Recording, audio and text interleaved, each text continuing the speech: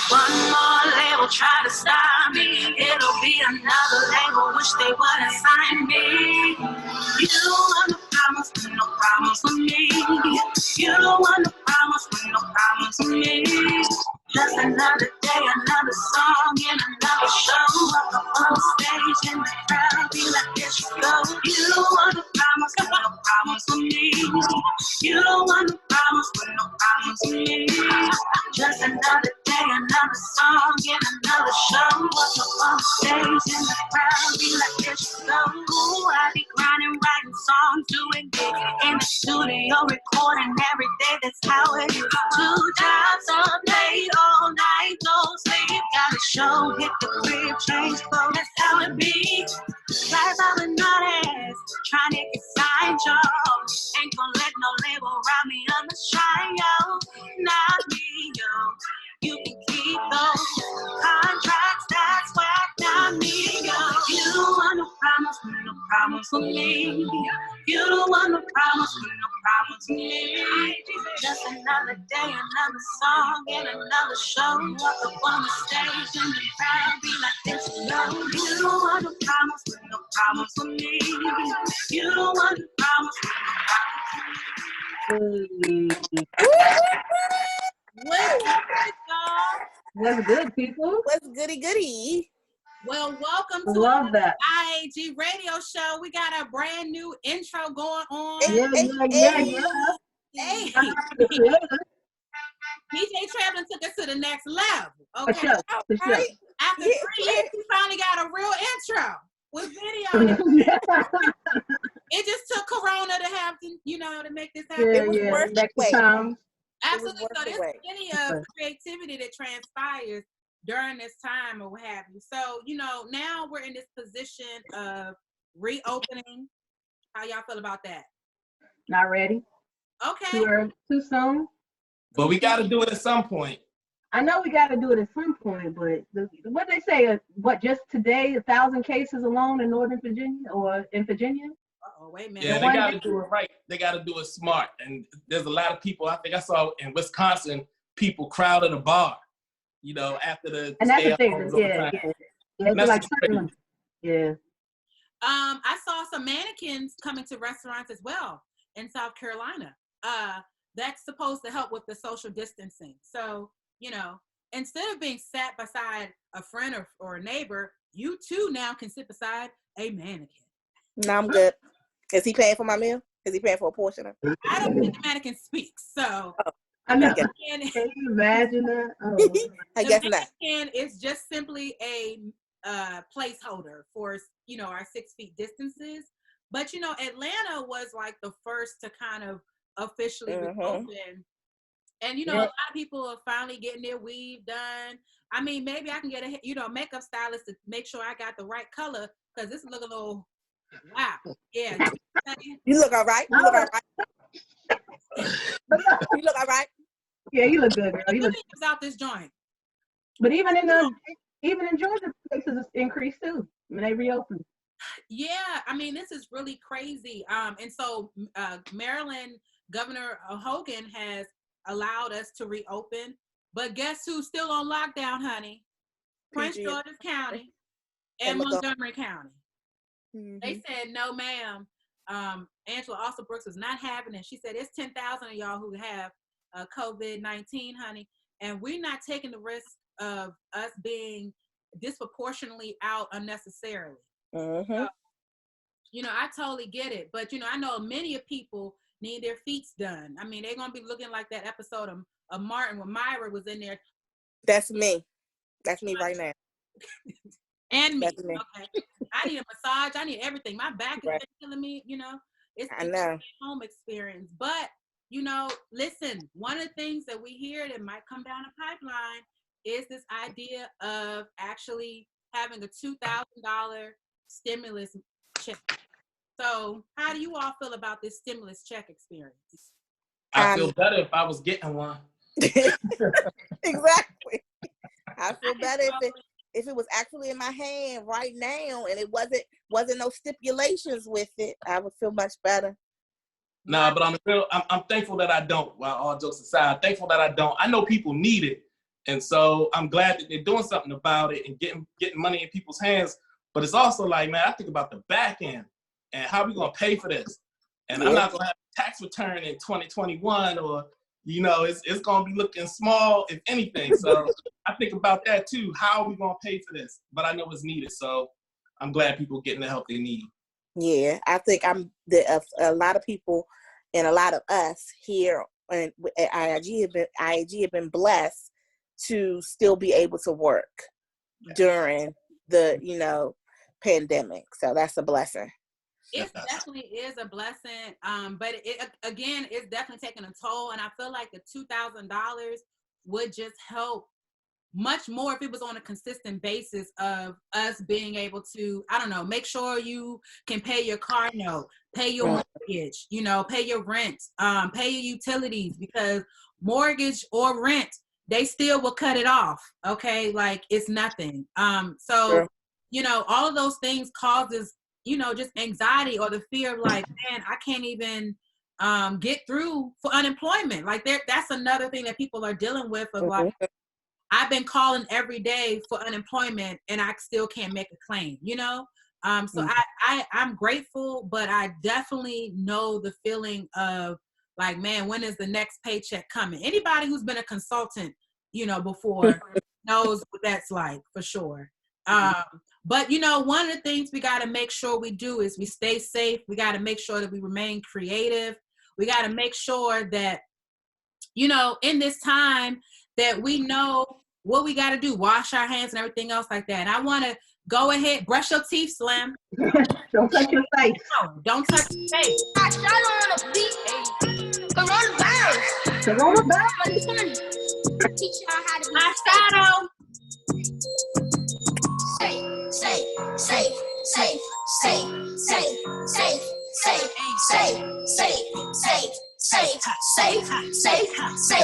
safe. Wash your hands.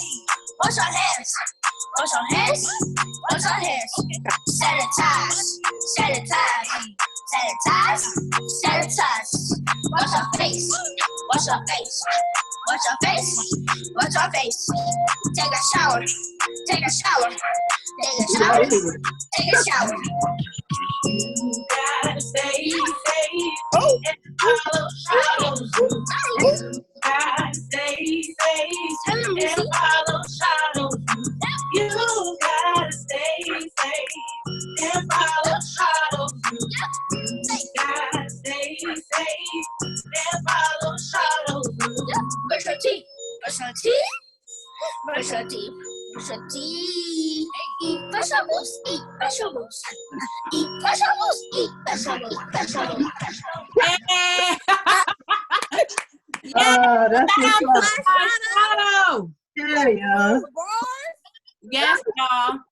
That is my homie Fly Shaado. He is 9 years old in the 3rd grade, and he had a tested. Oh, right now.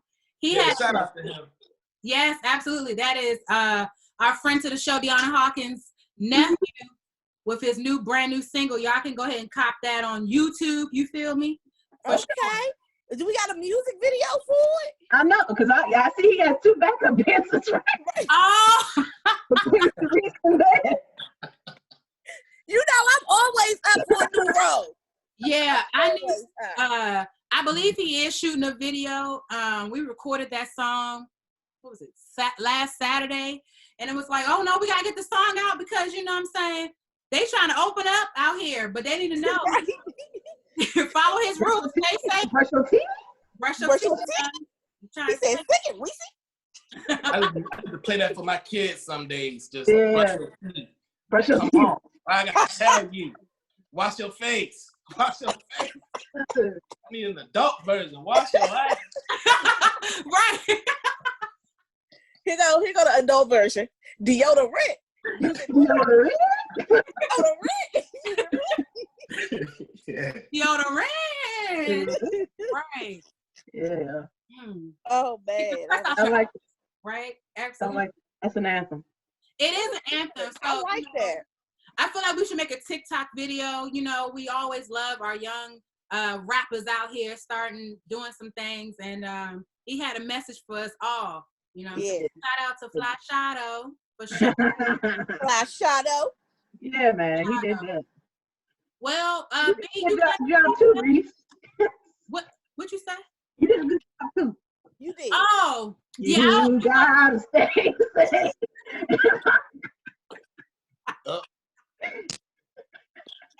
Yeah, so thank you. I can see her body. That hook was it. You gotta stay safe. The body roll experience, you know. Yeah. But it's real. It's like, it's a little It's a bop. Yeah. I like it. It's definitely a bop. I try to get my little Megan Thee Stallion on with my little ad libs or whatever. Yeah. We can't have a kid's song and then Megan in the same. That's how it's gonna be with Sharice and Bev in this video.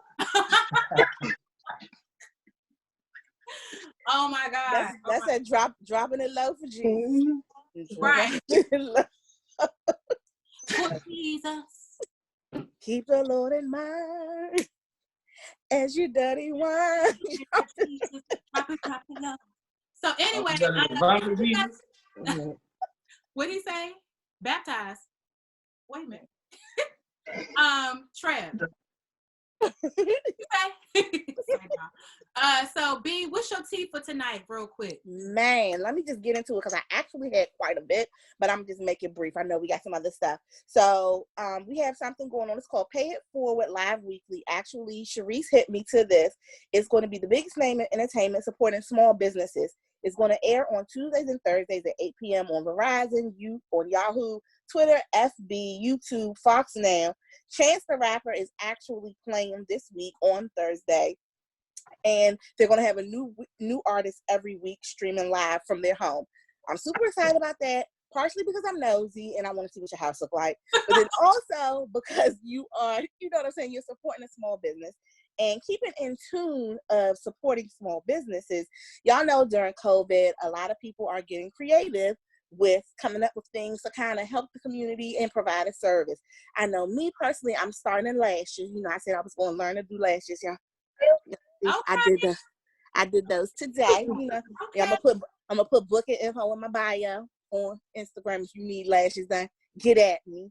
But no, what I want to do is every week I want to spotlight somebody providing a service that otherwise would not have been providing this service. So in the true spirit of IAG, I'm a spotlight this week. It's called Posh Bar on Wheels, and they're bringing you all of your COVID-19 libations. You get strawberry, peach, pink lemonade, Henny, or Douce. I did say Douce. What's the name of this again? Posh Bar. I'm going to drop the info. No worries. Okay, yeah. I'm trying to place an order right now. Do you deliver it? I'm thinking that too. They do margaritas. They got strawberry lemonade, peach, and pink lemonade. And on Sundays, in the pre-COVID mood, they do mimosas. All drinks are $10 and the mimosas are $15. And you can follow them at poshbar_on wheels. So if you know anybody or you are personally doing something, you delivering a meal, you offering to come to my house and do a pedicure, I'm praying that service comes to fruition. Let me know. Hit me at Bevan_unique in my DMs, on my page, whatever, so I can spotlight you. Hey, I like that. That's dope. Thanks, B. That's very nice, very nice. So every week we have a special guest, and this week we have the Reverend Tony Lee.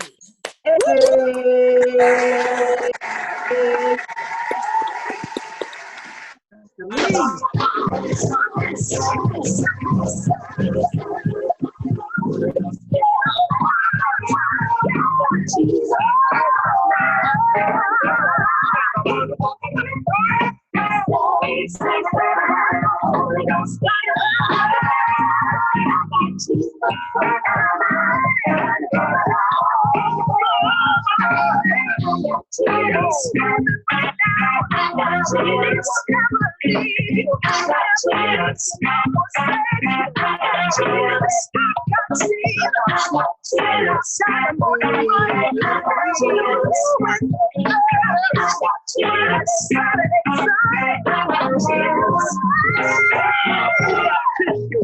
got Jesus. Who got Jesus? I got Jesus. I got Jesus. Do you have him? I got Jesus. Who got Jesus? I got Jesus. Tell me who got Jesus? I got Jesus. Do you have him? I got Jesus. Do you have him? I got Jesus. Sound good?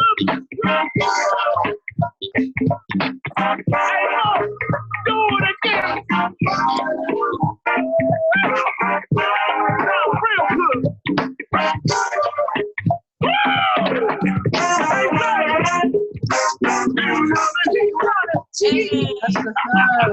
Ooh, y'all see me hitting them comments. We see. I was hitting them Pastor, jokes. welcome. Welcome. Y'all turned all the way up. We was like, we got to take it back, you know, especially from our childhood of being at Ebenezer AME Church. You know, T and I grew up thick, you know what I'm saying, in the church. In the church. And we will never forget, like, New Year's, there was no question where we were going to be. We were legitimately going to be in either the auditorium at Crossland, okay, party right. at Gospel Go-Go, till 12 in the morning, or we was going to be at the old sanctuary, original sanctuary. We was going to be quickly. We were always there. And like, you started off, in my opinion, I just feel like you have always just simply been the person that has been able to reach back into the community and welcome them with open arms. Because I feel like a lot of people, like, once they surpass the 18-year-old stamp and they go off to college, and then they start dealing with real life things, they're like, what scripture am I supposed to, what is this? You know, my life is not technically adding up to what I'm supposed to be doing. And I feel like you, your brother, Reverend Bill Lee, your mom, Dr. Nancy Lee, like, all of you all as a family, the Lee family has just known how to make people feel welcome that otherwise would be like, man, I can't even step in the church. You know, I done some crazy stuff, and I can't get there, you know, whether it's their lifestyle, whether it's how their stress relievers, you know what I'm saying? It's all types of things, you know, but it's legal now. But, you know, all those types of things, people will be scared to come to church, or, you know, be afraid to just share. And we want to just thank you here at IAG Radio Show from the bottom of our hearts, from when we were young, T and I, to now being old, of knowing, like, if there was ever something that we needed to go to someone about, and it's in the pastoral figure, that we know we can humbly come to you and the community of hope. So thank you so much for that. I think she's trying to make me cry. No, but I do want people to understand the importance of just some of the messaging that you offer. And so I just wanted to share with folks a little bit of a clip of just how you give the word. But I'm so glad to know that in the time of trouble, that God is our refuge, that God is there for us, that we can go to God, and God is a place for us to stay, that God is where we shelter in place. In trouble, I shelter in place in God's arms, that God is my refuge, but not just my refuge, God is my strength. And so God won't just be a place for me to stay, but God will be a place where I can get stronger. It doesn't say that God is strong for me. It says that God is my strength. And so I find my strength in God. And somebody, that needs to be good news for you, because you've been feeling a little bit weak, and you've been feeling like you don't have enough, and you've been feeling like you don't have what it takes. You've been feeling like you're about to lose your mind, and you've been feeling like you're about to just throw in the towel. But I've come by to let you know that God isn't just your refuge, but God is our strength. That God props us up when we can't make it anymore. That God pushes us further when we don't seem to have what it takes. That God is our refuge and our strength. Amen. Man. This dude was job preaching. Yeah. Yeah, he was. On mothers, on mothers, on God, he was preaching. Yeah. Whole time. Yeah. So I mean, you know, that message alone is so imperative right now, considering the climate of how so many people are struggling on variations of levels. Like there's no one level of struggle. It's the mental struggle. It's the I feel stuck and alone. I feel I don't know how I'm going to even pay my bills. I don't even know if I can get something to eat. Let alone I don't even know how to even show my love for a passing loved one. You know, God, why would you do this to us? If you said, you know, you put on so much of what we can bear, God, I can't bear this. Right. You know, so to hear that, what was your mindset when you decided to talk about having strength in this time of trouble? I know it's cliche, but I mean, still, you brought it back with so much reverence. Well, I think a piece of it is, so people think that preachers preach messages for y'all, but we also preach messages for us. And so when I'm preaching about God being our strength, I'm saying our strength, not just y'all's strength. I'm not just saying this for y'all. I'm saying that I need a healthy reminder for myself. And so a lot of times when I'm preaching, especially during this season, I'm preaching to myself because, you know, people be like, how you doing, Rev? I'd be like, matters which day. You know, I got good days, I got bad days. I got days when I feel like doing everything, and I got days in which I feel like laying in the bed all day watching Netflix and watching Tiger King again, the whole season in one day. So I think it is a bit about, you know, that we preach not just what we believe you all need, but what we need as well. It wouldn't be a good word if I didn't use it for myself.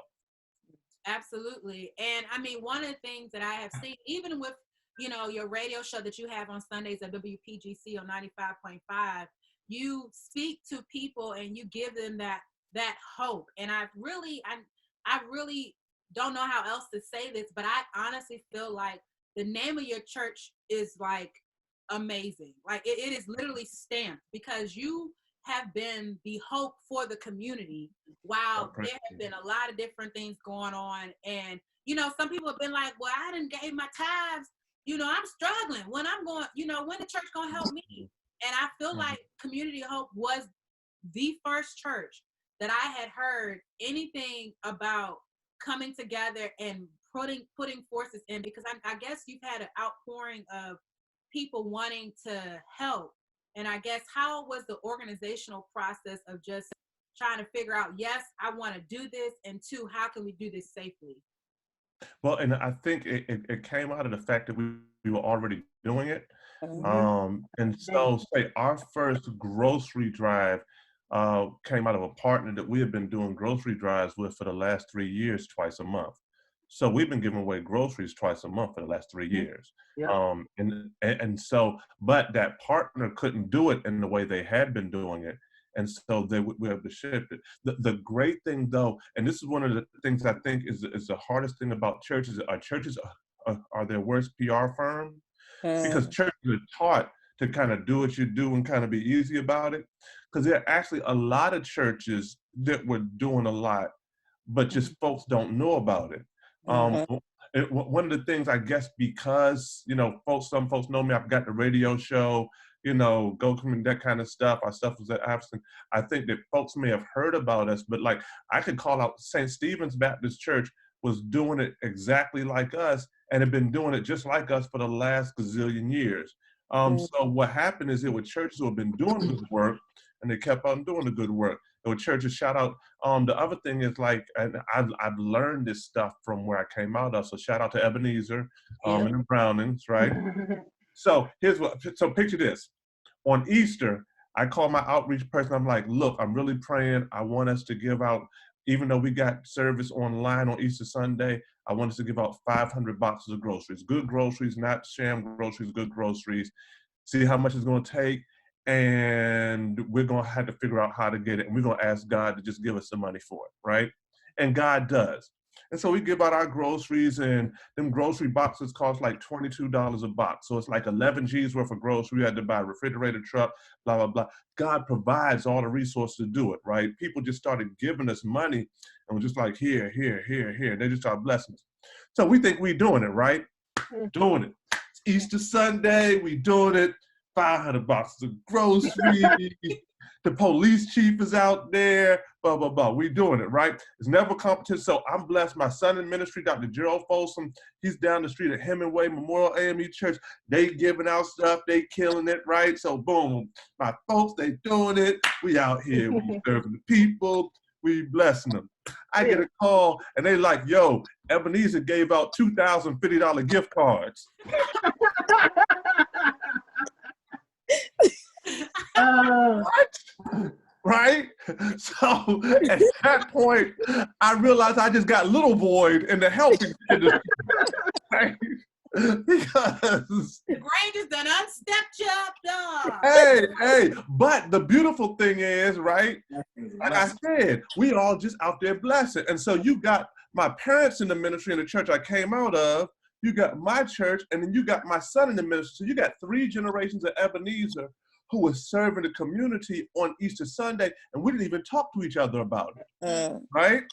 And the father and the mother supposed to do it bigger than his kids. And so, you know, I started counting, right? Because I told y'all, I counted out how much my groceries cost. I'm real with it. $22 a box.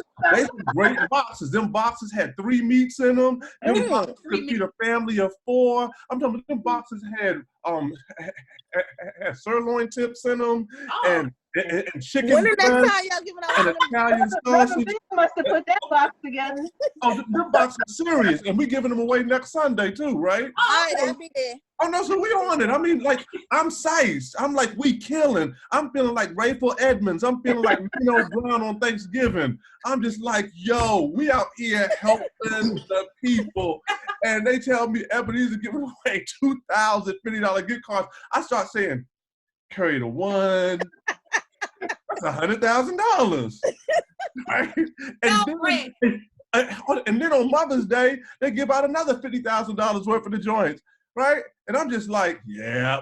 So all that to say, it's churches all over the region doing great work. We're just honored. My folks up there, Reverend Matthew Watley, Reverend Kendra Smith, right up there at They killing and they giving away all kinds of stuff. And so I'm just excited at Kingdom Fellowship AME Church in Montgomery County. Like, I can name people all over the place, like Pastor Keith Battle and them. Pastor Keith Battle just gave 8 churches. See, I don't like counting people money, but I counted that money. Real talk. Zion Church, Pastor Keith Battle, they gave 8 churches 15 G's apiece. Do the counting. Carry the one. That's 120 G's.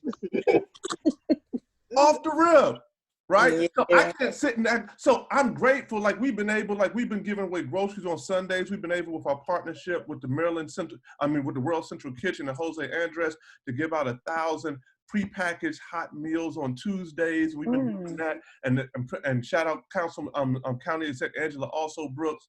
She gave us the plug on that and pulled that together. Boom, boom. So we've been blessed to serve, but I've really been blessed to see how many churches are out here just doing it at levels and in different ways, and we all just celebrating each other because we all just out here trying to serve. That's amazing right there in of itself. Like, there can't be competition when it's about serving the people. Like, I think that's the core. And it can't be competition when Ebenezer got that bag and giving out 100 G's worth of daggone gift cards. Hey, I ain't competing. I'm celebrating them. Hercules. Shucks. Out of my league. Tag on. Ebenezer budget, my budget. I'm gonna give to y'all on my budget. Right, but at least you got a budget, you know. Right. Hey, no, and the thing is, I'm grateful to God because God's been providing. You know what I'm saying? That God has been, like, we asked God, literally, my team, I said, look, we're gonna lean on God and we're gonna believe that God is gonna give us the ability to give to people all throughout this season. So we've given out thousands and thousands of boxes of groceries, thousands and thousands of meals. We've given out almost 20,000 masks so far.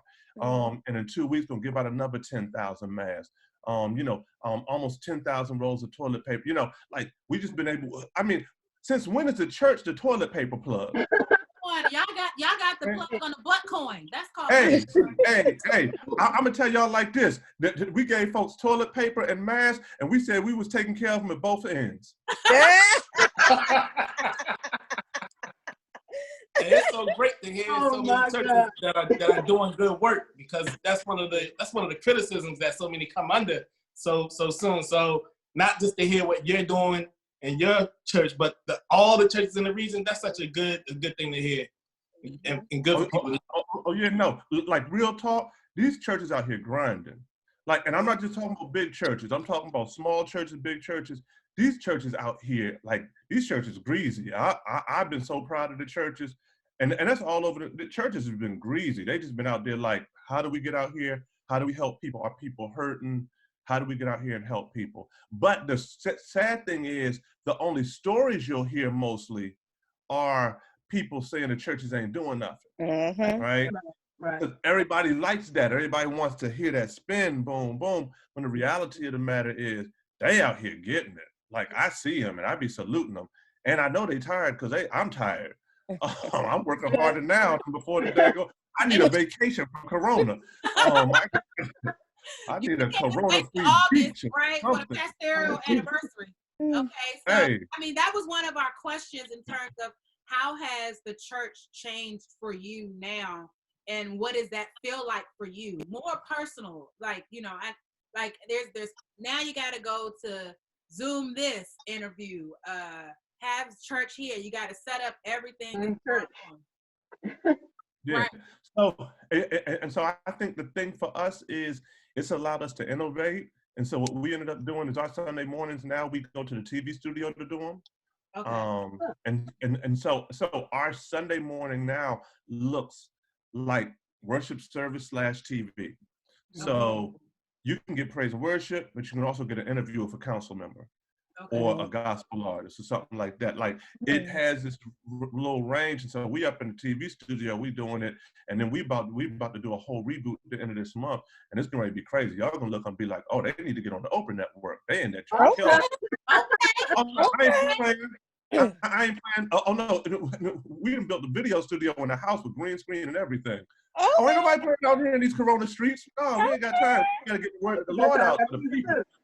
People need to hear the word of the Lord. They need to hear the word of the Lord in a way they can receive it, right? But it also caused us to reach outside of our platform. So while we got our services streaming on our stuff and our website and Facebook and all that kind of stuff, we also on GoGo Radio. And so on Sunday mornings, you can go to GoGo Radio Live on Facebook or on the app, and you can watch Community of Hope. And so it's caused us to just look at, okay, what are the ways that we can plug in? What are the ways that we can help people? And what are ways we can be innovative and creative in doing it?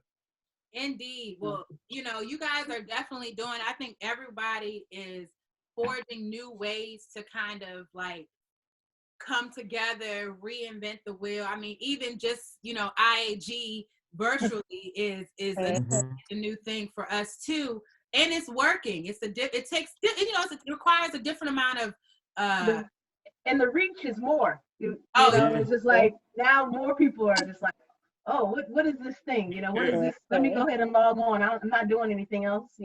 I ain't got nothing to do. All I'm doing is sitting home trying to look at stuff to watch. And so let me give you something to watch. Yep. Right. Exactly. Well, one of the things we wanted to talk about right before we let you go, we know you definitely, bam, bam, bam, you victim. Okay, you booked and beats it for Jesus. Okay, so I got a shout out. Hold on, I got a shout out to Rita's Ice.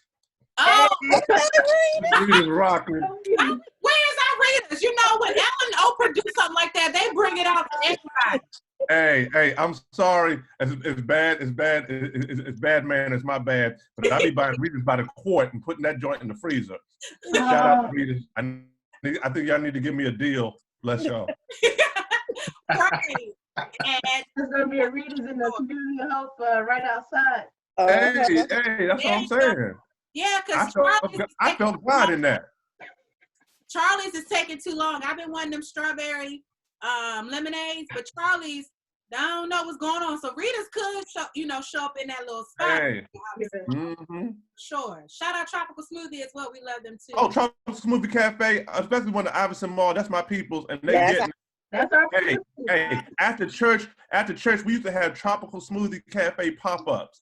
Oh, yes. Right there after church, and also the brother, and we had pop-up bake sales with the brother who got the Iverson Mall, who got the cake joint up in that joint. Pro Cake. True. Shout out to Pro Cake. Oh, we about black business now. Yeah, we support it. That's what's up. Absolutely. I want all black people to win. Hello. Yeah. Buy black. Buy black. Hey. So here's the thing we really wanted you to put your thoughts on and just help us as we process, because once you leave, Bevan and I are going to continue this conversation, but it's about all of these senseless killings that are happening right now in our communities, and how do you manage that with so many people feeling like enough is enough? Like, I mean, what more do we have to do? I mean, I just saw something today where there was a gentleman that was delivering like furniture in Oklahoma City and being stopped by two neighbors to say like, "What you doing here, boy?" You know, so it's just like, and luckily he's alive, and it's so sad that we have to say he made it. But you know, what is your take on what we can do? Because I know a lot of people may feel like, I'm praying, Jesus, I'm praying. But you know, beyond that, what action steps or words of encouragement might you be able to provide? That's a perfect question. So I don't know if y'all saw in the movie called Remember the Titans. There was a scene up in there in which one of the guys said, "Attitude reflects leadership." And I believe that what you're seeing, so one, the white supremacy has never been dead in this nation. So we act like it's a part of our past, but it's really a great part of our present. But two, I believe what you're also seeing is attitude reflects leadership. And so it starts from the head and it goes all the way down. And so for us to deal with what we're navigating this nation right now, we got to start with the head and go all the way down. And that's both politically and spiritually. And so politically, we have a president who does not mind stamping white supremacy. That's just hands down, that just is what it is. You want to argue with me, I can just sit here all day and just show you what the dude has said and what his actions have been, and how he treats not just black people, but people of color, and any others. And he won off of stoking the fires of white supremacy because he understood that that folks were understanding that by most statistics that white folks were going to become the minority in this nation within a decade and a half, whatever, right?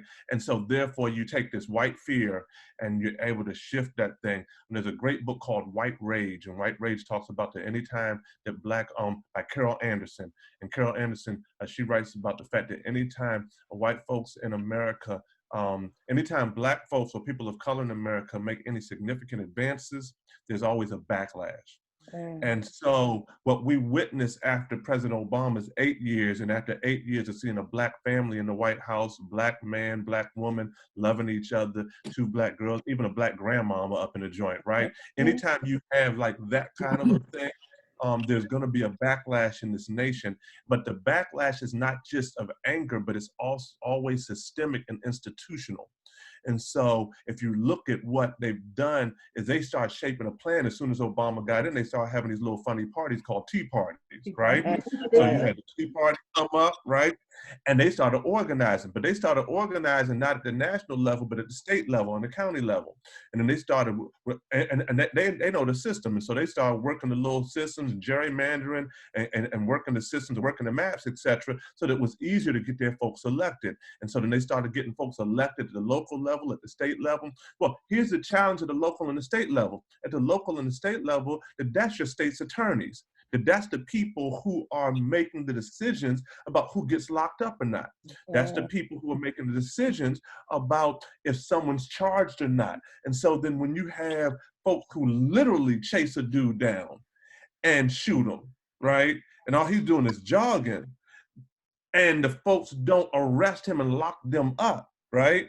That's because they're elected people in office who are not forcing the hand to make sure stuff is handled. And so therefore, we have to move at a couple of levels. One, we have to move at the national level. We got to get, we got to make sure 45, that he don't get 8 and he only gets 4, right? We got to make him only get 4. And that's real talk. And elections have consequences, and we said it when folks, y'all remember about 4 years ago when folks were talking about, man, I'm not voting, man, it ain't matter, it don't matter. Yeah, and now we're in the middle of a daggone pandemic, and we can't even get, and we can't even get tests, right? That's because leadership matters and elections matter. And so we've got to make sure, but also on the local levels, we got to look at who these people as judges, who these people running for the judge. No, you need to make sure you know who's running for the judge, because that's the person who's going to be able to make the conviction or not, or who's going to oversee the court case. You need to make sure that you're looking at, do you realize that most states' attorneys' races are won by hundreds, not thousands? Right? They're won by hundreds, not thousands. So we've got to get engaged in the system while also understanding that some of this stuff is powers and principalities in high places. And so therefore Christians also had to get on their game spiritually and start casting out stuff and calling evil for evil. And white supremacy is evil.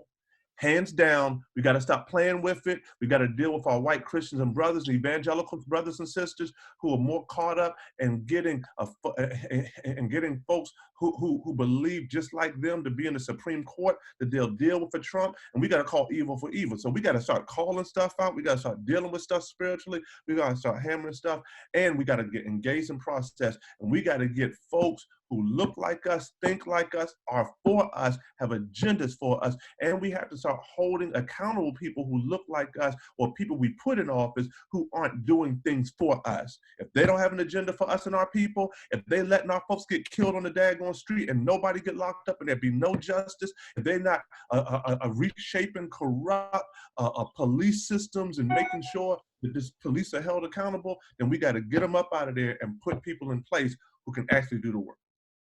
Absolutely. Yeah. Definitely. It's a vote for our Tony. It's a vote for our Tony here. Yeah. Go ahead, put your hat in the back. Put your name in the ballot. November, it's not too late. And I'm working these streets to get the folks out and get the right ones in, though.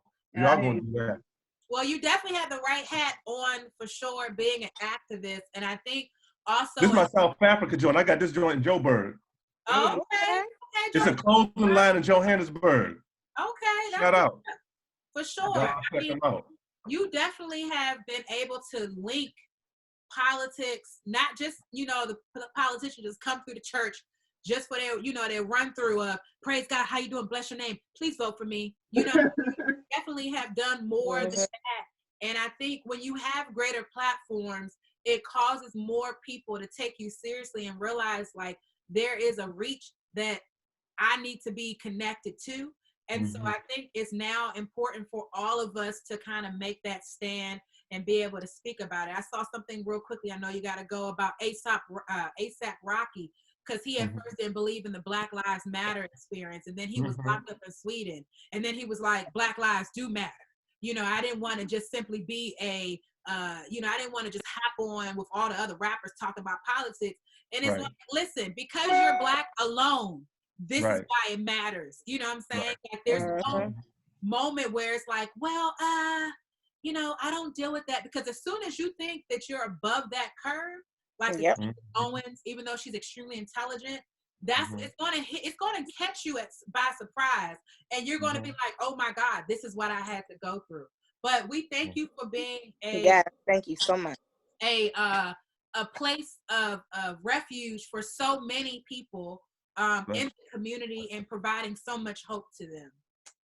Yep. Thank y'all for having me. I'm so proud of y'all. Y'all make me feel old. Y'all so grown up now. Like y'all real grown up, like grown people, like full grown adults, like lives and full grown, like not even just like young adults no more. Y'all just adults. Y'all just great fully grown people.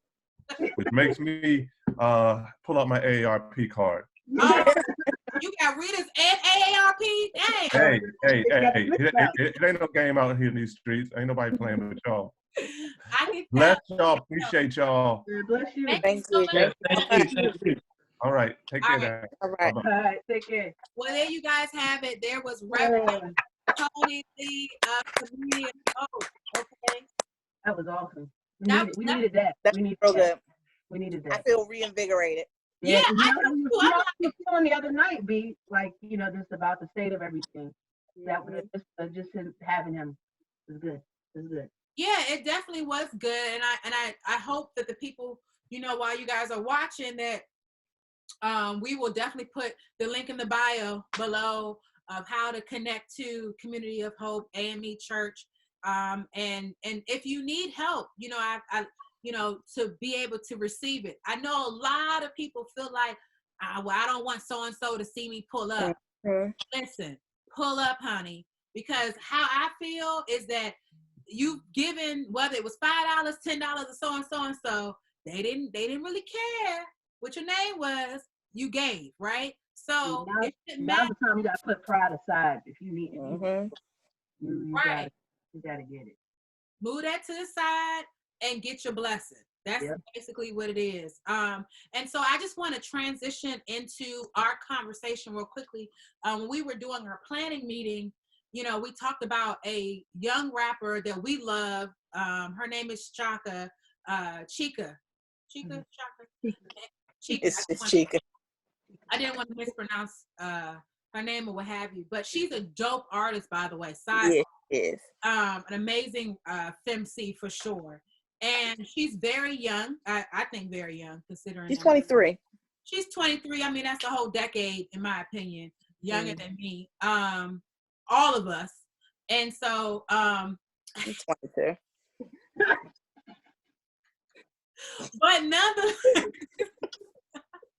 but nonetheless, Shaka made a comment. She had a post. The post was basically about she's tired of seeing the trauma trigger posting of videos of folks who are losing their lives to a gun being plastered around social media over and over and over again. And she feels that it is not normal.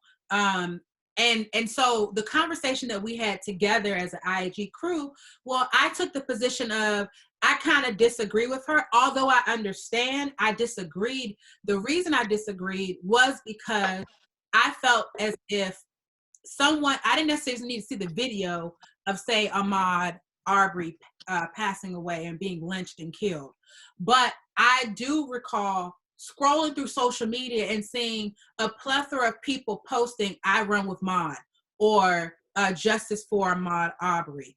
And I felt like that in of itself was our present day March on Washington in the 2020 lifestyle of how things are going in quarantine.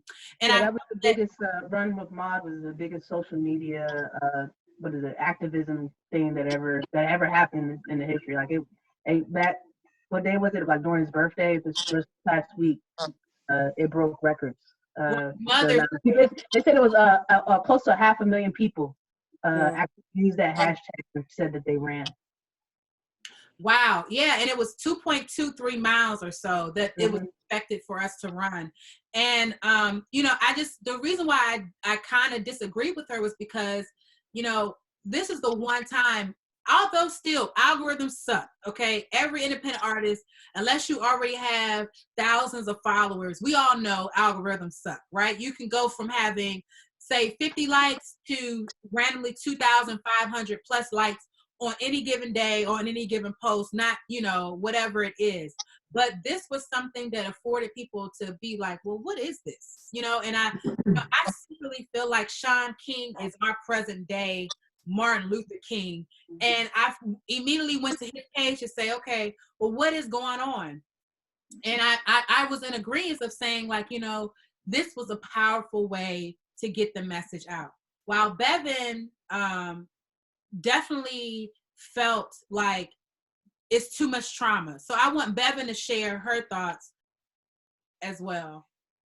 So as Cherie said, she disagreed with Chica, and I, on the other hand, I took the stance of no, I absolutely agree with her, because it's not a thing of the posting of, I run with Maud, or justice for this one, justice for that one. It's more so actually seeing a video of a person that could be your brother, that could have very well been your brother, your sister, your cousin, your uncle, your father, being killed in cold blood. That is so triggering. It's emotionally triggering. It's traumatic. It's something where when I close my eyes at night, I don't want to see that. I don't want the vision of seeing this young man fighting for his life, being shot twice, and then falling to the ground. That's an image that will never leave my head. And I know that had we not seen this, these men probably would have never been arrested. However, on the back end, it's very damaging mentally and emotionally. I feel like, for me, one, because I'm a parent and I have a son and he just turned 14, and I cried like a baby when he turned 14, because there's other 14-year-olds that met a similar fate to Ahmaud, and it's frustrating and hurtful. So just seeing that on the screen, and it's okay if you see it one time, it's like, oh my God, that's crazy. But we consistently see it. It's a consistent thing. It's not like they killed one person and we just saw it this one time. They killed a lot of people, and we've seen it a lot of times. And I don't ever want it to be a thing where I'm desensitized to somebody losing their life, white, black, brown, yellow, whatever. Like, that's just not okay. It's not okay. It's like the people that are over in the Middle East, when they see people die, and that's why they hate us now, because it's like, we don't see what they see every day. We don't see that. We don't see buildings getting blown up, your baby laying over here with one arm missing because somebody done dropped a missile on your house. So that's not something that I want to be accustomed to seeing. I don't want to be accustomed to seeing anybody killed, and I can just, let me click on. I go to social media for lighthearted relief. I want to go and laugh at posts. I want to go, sometimes I want to be enlightened and learn about things that I didn't know. But what I don't want to see is somebody getting shot. I don't want my kids to see that. My kids are 14 and 17. They never been to a funeral, ever. And we've had people die. But that is something so traumatic. And I don't want that to be a norm. And it's so unfortunate that it's a norm. It's a norm. People are like, oh yeah, y'all see that video of my man get shot? Yeah, why aren't you crying? Why aren't you on the floor in tears? Because I was like, I had to turn it over, and let me just close this up. I'm done with this for today. I can't do this. And then to turn around and see the other young man that was shot by the police. Like, no, enough is enough. Yes, I want to see justice for these things. Yes, I want light to be shed on white supremacy and corrupt police and all of that. But I don't want to see the physical video. Watching someone die is painful. Watching someone die is tragic, and it changes you. And I don't want myself or anyone that I know, or even people that I don't know, to be changed by watching somebody lose their life. But that's the thing, is like, it changed. You could, for your situation, for Blacks, we live it. It's more traumatic for us to see. On the other hand, as Sharice was saying too, when she brought up Emmett Till when we had the other conversation, people on the flip side that don't have an understanding of what the Black community has to face, they, unfortunately, videos like what happened with Ahmaud is their wake-up call.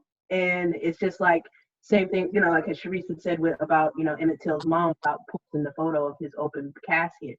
And that was that was what changed. That was what shook the thing, so that exposure, I get what you're saying, and you don't want to become desensitized to it. And I get both points with both of you, and I think Trev feels the same. You get both points, but it's just like, it hurts us, but I see the impact of how it opens eyes to others. And how to say, okay, this is wrong. We need to make moves to do whatever. Yeah, I definitely see both sides.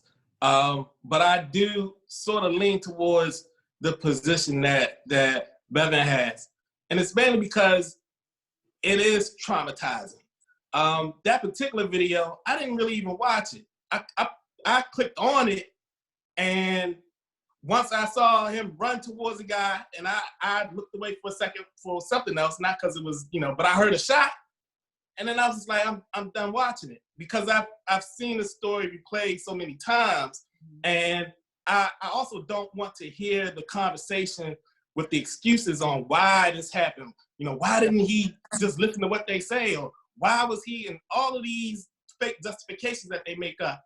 I see the point that Sharice was making on some of these videos sort of being used as a rallying call to get people to move to action, or what Torian was saying about, other folks, white people basically waking up and seeing it, and that then making it sort of real.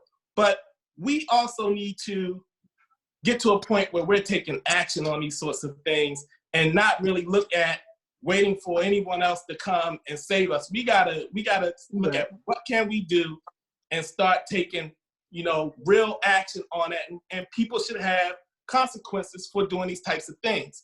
And by doing that, only by doing that, will we see that these sorts of incidents are reduced. So. And that brings back to what Pastor Bill just said. It's just like us taking action, political action, spiritual warfare, keeping prayed up and making sure that you're down and you're good personally.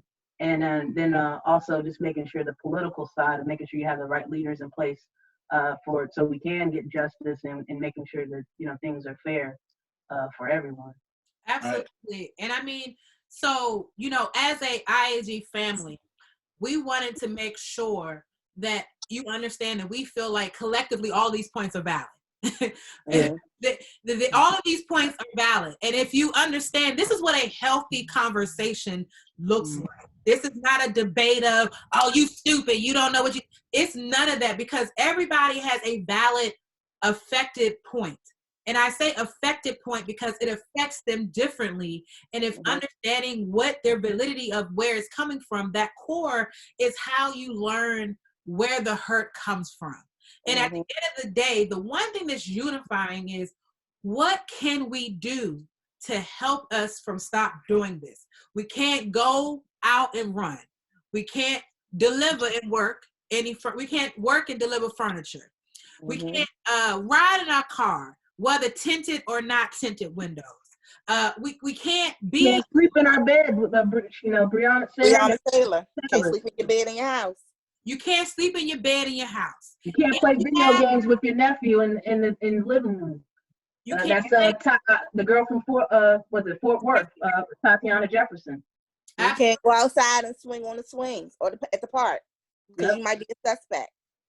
Right. So there's now, it's almost as though we're repeating history, and with videography, it's as though they don't even care. And, I don't want my white friends that are watching this. I mean, if they are watching this, they already know how I love y'all, period. We're not talking about y'all. We're talking about Cousin Billy and them. It's the ones that I just had to unfollow. We're talking about those ones that, we support, but what are you doing? Don't support me in voice and thought and mind. Oh, I'm going to pray for you behind closed doors, but you don't open yourself up to take a stand and speak.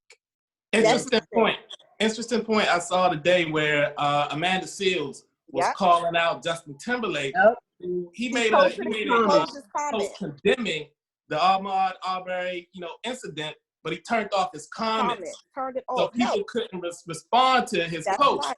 And she was saying, hey, turn those comments on so you can see the type of people that are following you. Yeah. Because she knows that, you're going to have a bunch of racist comments for him coming out in support of or condemning that incident with Ahmaud. And so it's a very valid point. It's like, all right, we know you quote unquote support, and you may be tired of seeing these racist comments, but we deal with that all the time. Every day. So turn it on, and then let those people comment, and then you let them know, you put them in their place as far as letting them know, where you stand on that and how foolish they look or how crazy they sound or just racist they are, you know? And so I thought that was, real relevant. Yeah, and I mean, that's a stand up. I didn't even see that, but I mean, You did a whole song. Oh, wow. I mean, I feel like, there's a tendency to want to support people behind closed doors. And it's like, well, I love you. I mean, I know we weren't supposed to talk about this till later, but it's like the Netflix series, the Hulu series of Little Fires. Little Fires everywhere, yeah. And it's like, we're ready to help you if it makes us look good. If it brings some kind of relief to me to make me feel like, oh, my boyfriend is Black. My dad walked with Martin Luther King. Mm-hmm. So, like, what are you doing? What is that? The Great W Hope. Like, what does that have to do with me in your household? Why do you think I only come here when your daughter forced me to come here? Wake up. I mean, like, hello, Spike Lee, wake up. You know what I'm saying? Like, wake up everybody, because I feel like there are so many people that are in silos of, this is my bubble. I've made it to this level. I don't have to endure these types of issues. I don't look like I steal. Okay, I went to Harvard.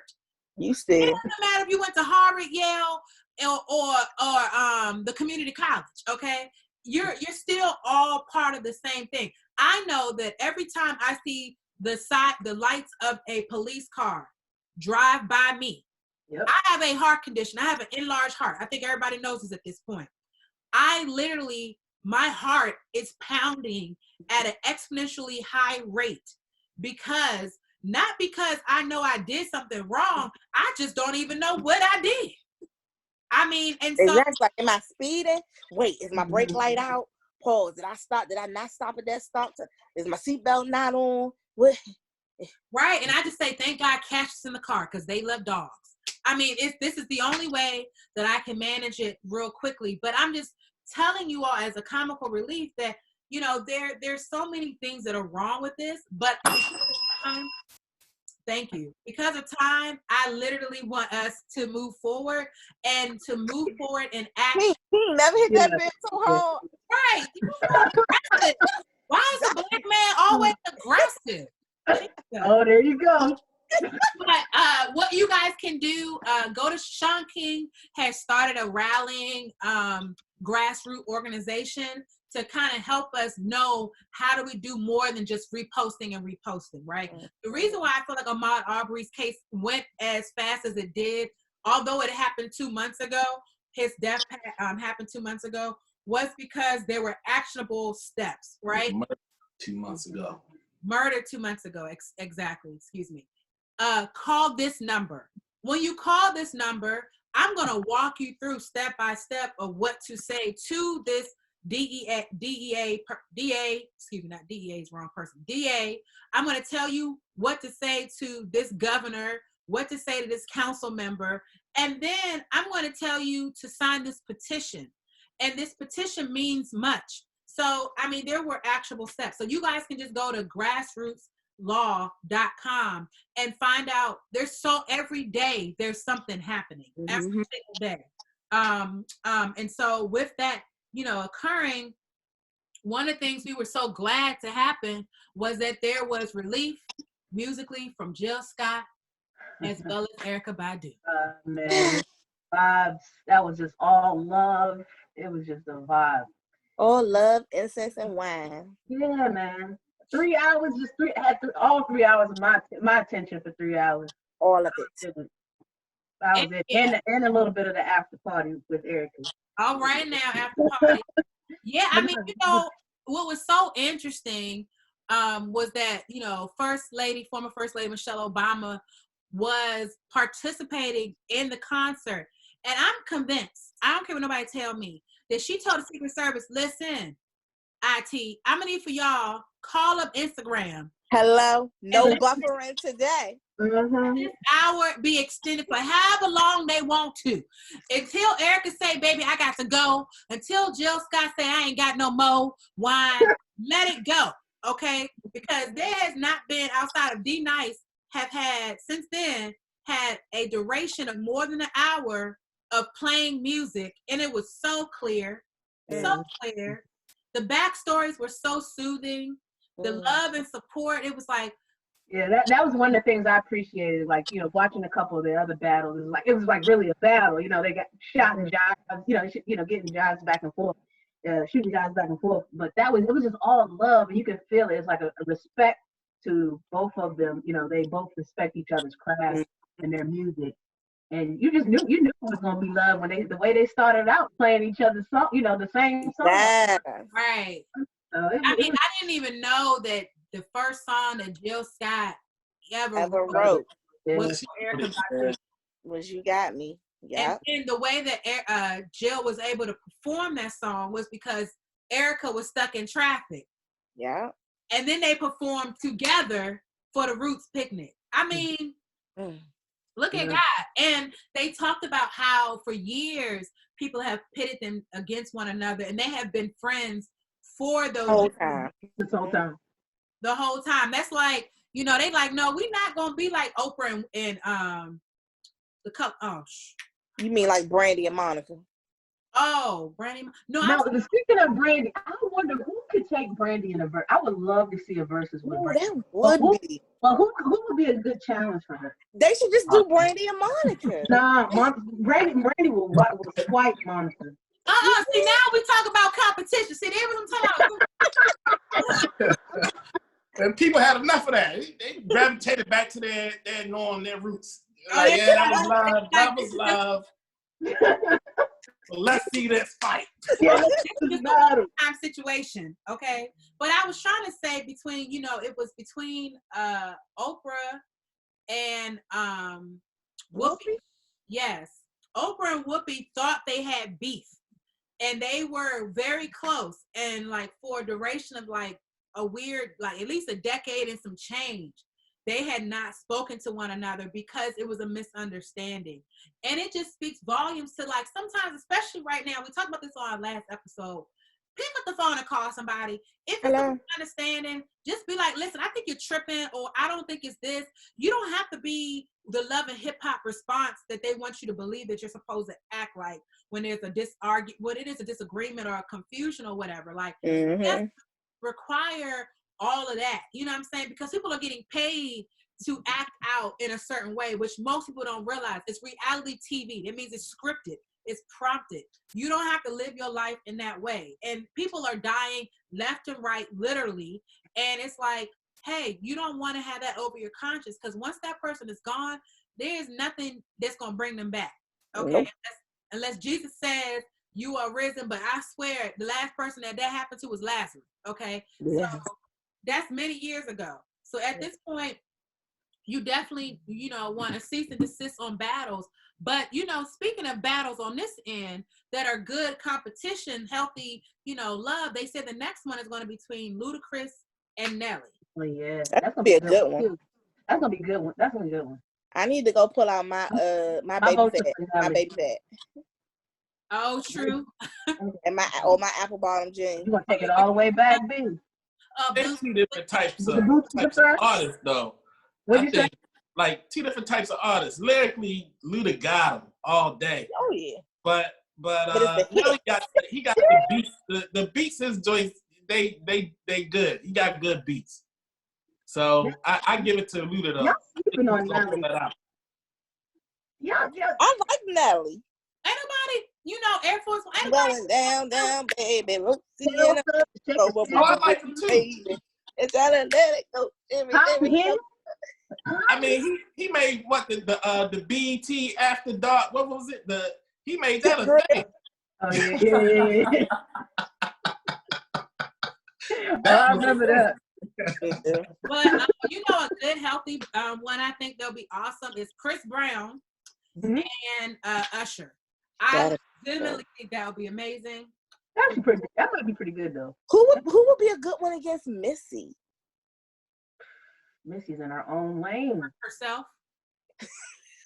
Missy versus. I'm trying to think.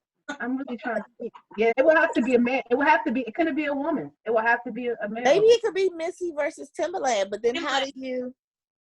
T-Pain. She was smoking. Good one. on. Yeah, Trev. I could see a Missy versus T-Pain. Nah. I could. But you know, if we were to do one, it would be between Lil Richard and who what's that guy's name? That wears the white. It's rock and roll. Elvis. Well, we already know who will win that one. That Oh man.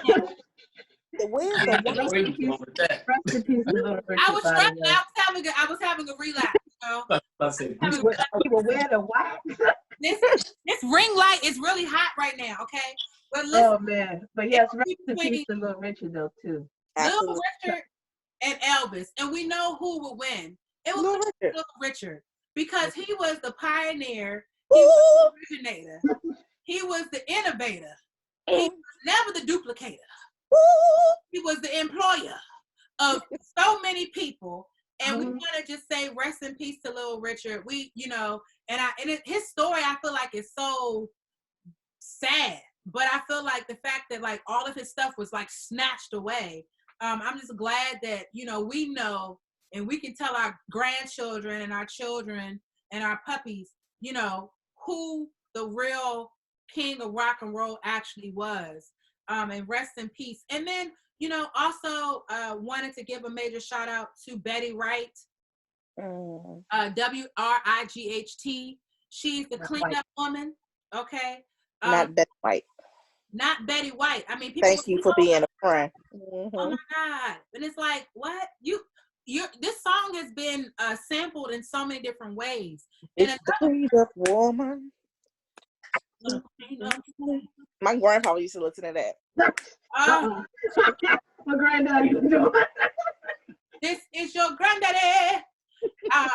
You know, and that's perfectly fine because for real, you know, there's certain things that you just can't, you know, take away or kind of forget about. And one of those people that passed is Andre Harrell. That hurt. That was, it's just like it was shocking. It was shocking, but then it's just like he was just the creator of all things. Like being 40 plus, a little 40 plus, a little bit, a little 40 plus, a bit. But being 40, that was like he was the person that brought us Diddy, Mary J. Blige, Jodeci, Guy, I'll Be Sure, Christopher Williams, like. All of these things that were, I mean, that was maybe my sister and them, but I was like, you know that song too. And then just everything that he created and envisioned and put into like just my era is just like I was just like, man, if it wasn't for him, you know, we wouldn't have the New York Undercover series, we wouldn't have Strictly Business, we wouldn't have Honey, you know, it's just like he did so much and just kind of just really elevated the culture for the Black, you know, just he created the culture a little bit, but just elevated us as a Black community with all the creativeness that he was able to produce and put out there. So rest in peace to him. He was a gem to a lot. I know he was really special to Diddy and Mary J. Blige. So yeah, this is Diddy's tribute to him when he got it recently. This is beautiful. I want to take the time to thank Andre for being a big brother, for believing in me. Dre, I'm only standing up here because you gave me the chance. You gave me the opportunity.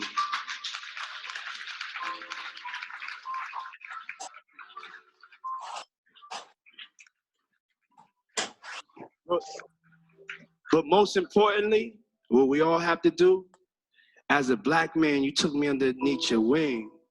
You was patient with me, and you taught me, and you talked to me, and you taught me about the game. And you taught me what it was to be a record man. You believed in me, you know, and you kept teaching me. Even to today, you still teach me. And I call you my big brother, but tonight I gotta tell you the truth. That I told you my father died when I was 2.5. Andre, you've been my father for the last like 30 years, B.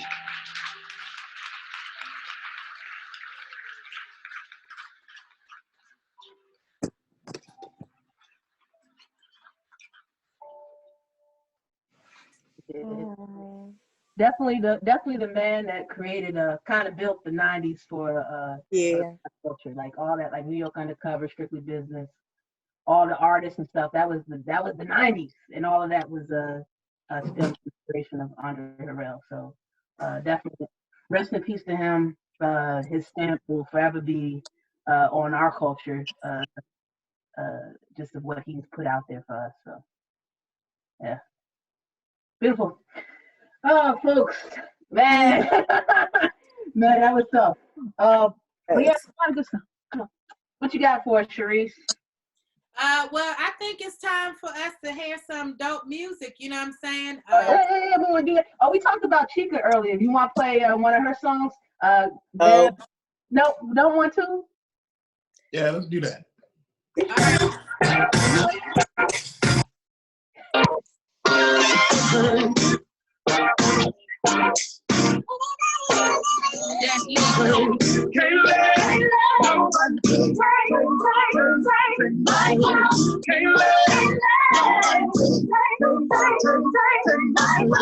Cold hands, sharp pencil. I scribble the stanza as my hands are trembling. Grade 7 made heaven out of words. I began to build a world that only I inhabit. I got a habit of rapping about texts. I think I'm just passionate, trying to steer the way while in the dark. Hope I ain't crashing it. Now my little hobby turned to cash now. Thinking about who I'd be if I listen to doubt. Said I'd never do it, well look at me now. Young girl, oh dream, oh soul, oh dear. Plan B, plan well, good luck, no fear. Just waiting, God to tell you when the time's near. But if I never jump, then I die here. Ain't no rock till you pick up speed. They think college is all you need. And I don't blame you brainwashing on you, see. It took me 19 years to finally start to believe. And that's me. Outside, all of them money don't waste my time. Ain't nobody gonna bring me down.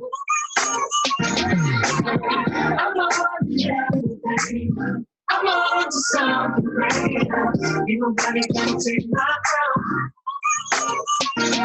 Okay, this is for the kids with depression, the ones whose parental expectations got them stressing, the ones who will rather persevere, but they ass trying to make it, cause they ain't really living in the present. They out here grinding, seeking perfect timing, tuning out the useless voices that discourage rhyming. Get a real job, I don't argue with my destiny. And if my choices don't affect you, why you testing me? And as of late, I've been asking God why he blessing me. I could cry enough tears to feel the chest beat. Hold it together, girl, you deserve the world. And if no one else will say it, then I spit it to the mic in the studio when I lay and I play it when you discouraged. I know chasing me impossible takes some courage. And I can promise at the end of your journey, when it's all said and done, won't nothing feel much better than hearing my nigga, you won. Hey, I'm gonna make it in the rain outside. All of them money don't waste my time. Ain't nobody gonna bring me down.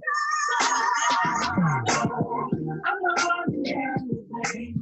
I'm on to something great. Hey. Yeah, that was Chica right there, Crown. Her whole album is fire. Yeah. Industry Games, Bev. I know I heard the single, but then Bev was like, "No, you gotta check out the album." I was like, "All right, bet." Yeah, the whole thing. Yeah. It was on repeat after repeat after. But yeah, that's Chica, Crown, off of her album or EP, Industry Games. Y'all want to do one more, or are y'all ready to? Yeah, what up, Trav about to play? Dear Silas, I got it. Yeah. Motivator right here.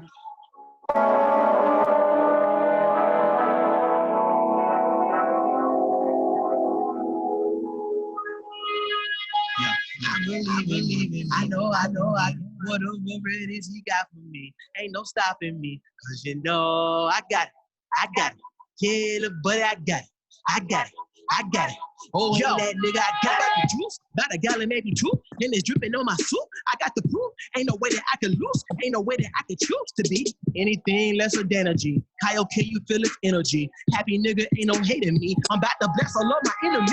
Never thought that all of this could happen, I was stupid then, and just imagine, I remember all you niggas laughing, now I'm changing lives, all the rapping, the movie is my favorite tape, I wanna take Montana on a date, I used to wanna be like Superman, until I saw Goku without a cape, Damn, yo, look at what we got here. Hit the bottom, but got to a top here. Ain't trying to hear what you gotta say to my face. Anyway, nigga, you are not here. Bad nigga with a goal, he a real nigga. In the basement working, but no digger. I keep help everywhere that I go inside. Cherokee, 9 chinchilla. Now, I'm here to tell you. They gonna try to keep a real nigga down. They gonna try it. But little nigga, you got it. You got it. Yeah, little nigga, you got it. You got it. You got it. Yeah, little buddy, you got it. I believe in me. I know I can be whatever it is you got for me. Ain't no stopping me. You know, I got it. I got it. Yeah, little buddy, I got it. I got it. Dope. That's my joint right there. Dear Silas and Big Crit. Okay. I got it. Yeah. I got it. Yeah, that joint, I like that. That's a good motivator. Absolutely. I felt like it was about to go. It was going to go. I got it. That's the remix. Stay ready for the go-go. Ever she took you take one little beat your feet clay. Right, I did take that beat your feet class and I was tore up. I said I didn't know I was supposed to beat your feet like this, honey. I didn't know. It's much. I didn't let the professionals do what they do because I can't. I cannot. Okay, but definitely that was dope. You guys can definitely check out their music. We will make sure to post their information in our official post for you to view it. You can be sure to stream our podcast on Spotify now. You can get the episode. We will put it out by Monday of the following week. Also, look at our previous podcasts that we've had. I mean, we've had a lot of amazing guests on. Yeah, we have. Want to just always thank everyone who's been a guest, who has constantly watched us from 3 years ago, from day one. We appreciate you through all the transitions that we've had.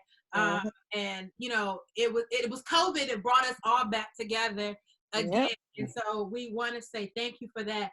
But listen, guys, this will not be, although we may not be able to go to any concerts together right now until 2021, as Live Nation has projected us to return, there is definitely an opportunity for you to go and check out your favorite independent artists. Encourage them to have a show in there. I'm saying encourage me because I don't feel like doing it. But if you encourage people to do it, they'll feel the pressure and say, you know what? This is who I am. Remind them that they are an artist and that we need them in order for us to manage our livelihoods. And because right now it's really important for artists to get out there. But if you can't get an artist, you got plenty of things on Netflix. And I know we talked about Little Fires. We know one of the things on Netflix that you definitely should never take your time and waste your time to watch is John Henry. That was a waste of time, by the way. Oh yeah, they just dropped that, didn't they, recently? Terrible. Okay. It was terrible. That's with Terry? What's his name? Tony Crews. Terry Crews. Oh, I heard about it. I heard it wasn't. I heard some people say that they couldn't stop watching it. It was like a bad train wreck. It was like. I think I'm hearing how bad it is so much. Like it makes me want to watch it. Yeah, so I watched it. That bad. Like there was like 2 sets of credits, and I didn't know. You know what I'm saying? Like in the beginning, like Marvel. Why are there so many people being named at the beginning of the movie? Like I'm confused. Because then you ain't gonna watch it at the end. You ain't gonna make it to the end. So like we're gonna give you a credit up front. Right. Appreciate me now. Because I know you're about to turn this off. And so you'll get into like 35, 40 minutes and you're like, am I sure this is the right thing I'm watching? I'm not really sure. Let me take that one off my list. Thanks, Sheree. Yeah. Don't do that, but just wait for the drive-thrus to come back because they're clearly going to be coming back for sure. And I think that would be dope. But also, one of the things I know Bevan had talked about, and yesterday. Yeah, drive-thrus would be great because then I can bring my own snacks. I don't have to worry about sneaking them. They're in my car. Hello. I can bring a blanket. And I can. Pillow. Oh, my goodness. Clean blanket and pillow. Clean. I can have Chinese food in my car. Bruh, could you imagine an egg roll with Basketball County? Yeah, I literally, but I did that at Harlow Heights. I brought in Chinese food. And somebody in the theater was like, who got that in here? Who ain't eating fish sandwiches. Who got the General Soul shrimp? That's me, huh? That's me. Okay, shut Like, up. I smell fried rice. That is me. Okay, our movie costs $5. Y'all better stop playing with me. Stop what you doing. As my kids say. But yeah, also Kevin Durant, as Bevan mentioned, his documentary is debuting on Friday, May 15th. It's through Showtime. All you gotta do, you know, is either you're gonna subscribe and just remember to decline it before, you know, it's time for the subscription. In that subscription, before they charge this, they will charge you. You gotta be creative on how to make things do with it. Create a new email, whatever. Exactly. Do what you gotta do. But it's called Basketball Country in the Water. And it's basically the thought process behind there must be something in the water of Prince George's County that there's been so many prominent athletes, specifically basketball players, that have been groomed and have been placed in the league. And so, you know, it's good to make it out. And so I think it's, you know, time to, if you have the resources, to go ahead and tell the story of how you make it out. But I feel like that's the story for all Prince George's County people. If you really want to be great, it's like you got to get out of here. Like it just seems like if you're really, really, you know, I'm sorry. I mean, you're personal. I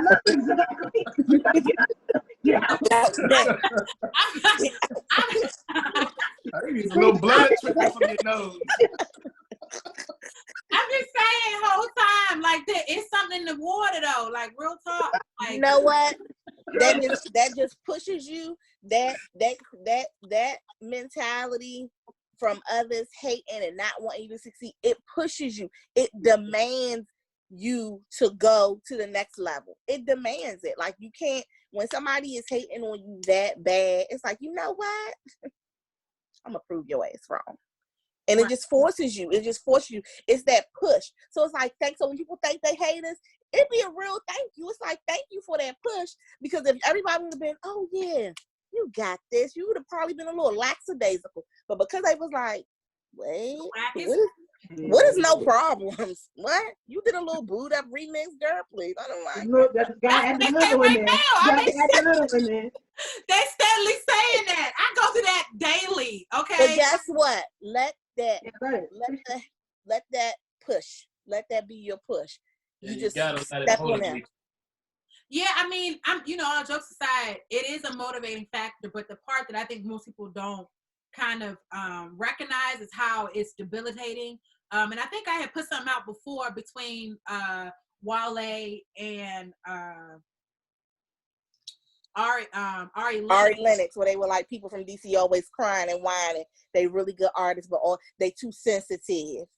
Right. And I mean, maybe for the artists who are appreciated in DC, this doesn't apply to you. But for people who I know that honestly are extremely creative, like Mumu Fresh, she's been doing this for years and people were asleep, right? Like they knew she was dope, but it was like only until after she had been touring with Common. She graduated from Duke Ellington. I mean, she's beyond amazing, right? And it was only until it was like Common said, oh yeah, she's dope. Check her out. Then it was like, oh yeah, Mumu. And it was like, no, Mumu been doing this. She's been laying these bars. So I mean, it's like if somebody like her can go through that, then it is something about this area that we need to learn how to embrace each other.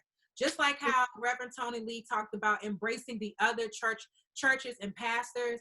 That is exactly what we need to do, because honestly, there's no competition. We all have one mission. That mission is to make sure that we can provide everyone a better opportunity than what already exists. And so that in itself is what IAG is built upon, providing opportunities and platforms for independent artists to showcase their artistry. And that's what we want to do. So independent artists, you are not unseen. I am an independent artist. I used to have plenty of people be like, oh, Reese, you still singing? Yes, I am still singing. Whether I'm singing in my car, whether I'm singing in the shower, I am still singing. And no matter how much you feel or may try to tell me I don't sound good enough for you, somebody believes in me more than what I see. And so you independent artists that is watching this right now, if you're at home and you're knitting something and you just do it for just for fun, turn that into your passion. You might be great at that. I mean, that's one of the things Erkyah said. You know, when you're being authentic to yourself, like people are just drawn into like you just go. Like she mentioned it even in the Verzus thing. She was just like, just create, you know, and you can't think about what the you know people's response will be to it. Just create. And they'll, you know, if you love it, then other people are just gonna be like, as you said, somebody might not like it, but this other person love it. As I said, once you create it, it no longer belongs to you. Exactly. Once you create it, it's your duty to put it out. So do it, because you never know what you sing, say, write, act, build, knit, crochet, cook is going to do for another person. Absolutely. Braid. I mean, come on now. Listen. Come through. Finish with y'all braids. Meanwhile, Trev and I over here struggling with the with the hat. Y'all can wear hats, okay? Y'all been joining on me for years. Some of my forehead is cute as a mug. So don't try me. Maybe I will wear a hat next week or something like that. But y'all gonna get all of these fuzzies. Okay, come through. But you got that nice washing. Actually, I don't wear a hat when I leave the house. It's just only on the show. People get what they get. I'm walking out of I get it. Hey, yo, listen, we have had an extended show. Really, Trev? We love you. You're going to take it. This is what it's going to be. Take it. Right. So take me. As I am. Or take nothing. All right, y'all, let's get out of here. Kidding. Yeah. Head us out. We thank you guys. We appreciate you. This has been a dope IAG. This was longer than we thought, but you know, it's so much love and so much things we got to talk about. But until next time, IAG, baby. IAG, baby.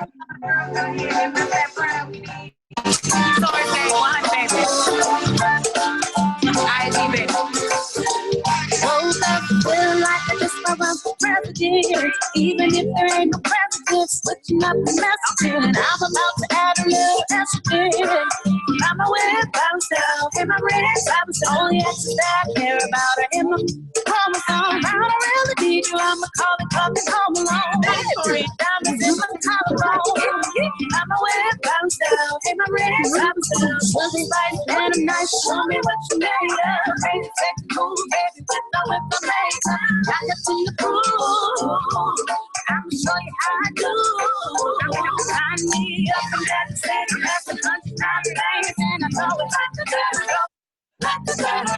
Myself, it's feeling bossy in the city. Cause I run it like the better. Run it better. I work my femininity. I make me boys get on in me. And what to do today. And what to do today.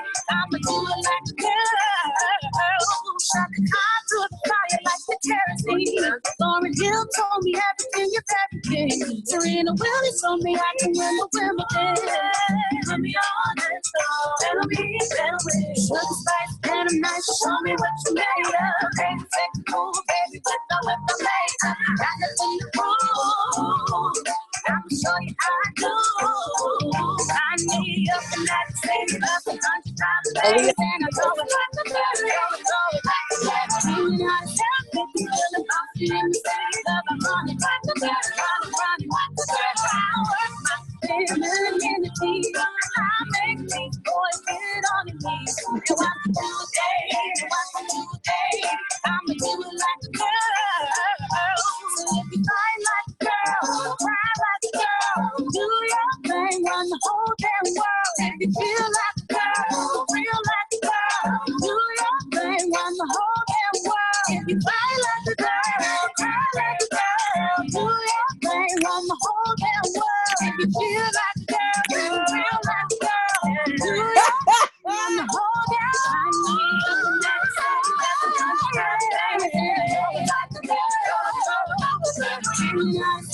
feeling bossy in the city, cause I run it like the better, run it like the better.